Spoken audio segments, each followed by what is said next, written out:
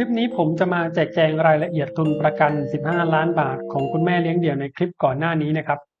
สวัสดีครับ ผมเลิศอาทิตย์ลีลาภิรพงศ์เป็นตัวแทนจากบริษัทกรุงไทยแอ็กซ่าประกันชีวิต ให้คำแนะนำเกี่ยวกับประกันวางแผนการเงินและการลงทุน ผมยกตัวอย่างให้คุณแม่เลี้ยงเดี่ยวท่านนี้มีอายุ 35 ปี มีเงินเดือนอยู่ที่ 60,000 บาทต่อเดือน และทำการแจกแจงค่าใช้จ่ายคร่าวๆออกมาดังนี้ ค่าเลี้ยงดูพ่อแม่ 10,000 บาทต่อเดือน โดยทั้งสองท่านมีเงินเก็บหลังเกษียณอยู่บ้าง ค่าเลี้ยงดูลูกชายอายุ1 ขวบ 15,000 บาทต่อเดือน รวมเบี้ยประกันสุขภาพแล้ว สำหรับตัวคุณแม่เลี้ยงเดี่ยวเองก็ 15,000 บาทต่อเดือนเช่นกัน และค่าใช้จ่ายอื่นๆในบ้านอีก 10,000 บาท รวม 50,000 บาท เหลือ 10,000 บาท ซึ่งจะเห็นว่าการเงินบ้านนี้ตึงพอสมควรนะครับ คุณแม่เลี้ยงเดี่ยวได้คำนวณออกมาคร่าวๆว่าตั้งแต่ตอนนี้ไปอีก 20 ปีข้างหน้าต้องใช้เงินประมาณ 14.4 ล้านบาท นั่นทำให้เธอเลือกที่จะซื้อความคุ้มครองชีวิตที่ 15 ล้านบาท เพื่อป้องกันเหตุการณ์ไม่คาดฝันในกรณีที่เธอจากไปก่อนวัยอันควร เธอจึงติดต่อไปยังตัวแทนของกรุงไทยแอ็กซ่าประกันชีวิตและบอกความต้องการของเธอ ในที่นี้ผมจึงแนะนำผลิตภัณฑ์ที่ชื่อ Life Ready ให้โดยกำหนดชำระเบี้ยยาวไปจนถึง 99 ปี แต่ปรากฏว่าค่าเบี้ยที่ต้องชำระต่อเดือนมันเกินกว่าที่เธอเหลือคือ 10,000 บาท ผมจึงจำเป็นต้องแนะนำให้เธอลดทุนประกันในสัญญาหลักนี้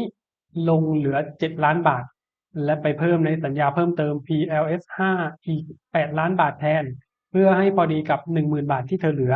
ต้องขออธิบายเกี่ยวกับสัญญาเพิ่มเติม PLS 5 นิดหนึ่งนะครับ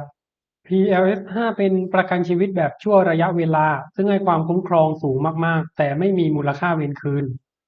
ต่ออายุในทุกๆ 5 ปี ซึ่งแตกต่างจากสัญญาหลัก Life Ready ที่มีมูลค่าเวรคืน และหากเสียชีวิตก่อนหรืออยู่จนครบสัญญาก็คืนให้ 7 ล้านบาทตามทุนประกัน เหตุผลที่ต้องจัดให้คุณแม่เลี้ยงเดี่ยวในรูปแบบนี้ก็เพื่อให้เหมาะสมกับเงินที่เธอชำระไหว ได้ความคุ้มครอง 15 ล้านบาทตามที่เธอต้องการ และเหลือไว้ซึ่งมูลค่ากรมธรรม์ให้ได้มากที่สุดด้วยนั่นเองครับ และที่เลือก PLS แบบ 5 ปีก็เพราะคาดหวังว่าใน 5 ปีถัดไปเธออาจจะหาเงินได้มากกว่านี้ ก็ไม่จำเป็นต้องจ่าย PLS ที่เป็นประกันชีวิตแบบชั่วระยะเวลาอีก